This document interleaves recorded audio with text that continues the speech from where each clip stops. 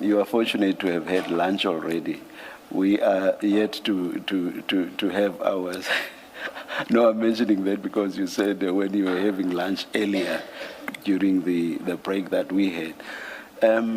Because it's 3 minutes before the lunch adjournment, maybe let's just take the lunch adjournment and resume it at 2 p.m. And let's have let's hear from you, Ms. Missy, at that point. Thank you, Chair. And I hope everything will have been clarified, and that one way or the other will then hear Mr. Matlala's application, whether you continue to represent him or whether he is moving it in person. Let's adjourn and resume at 2 p.m.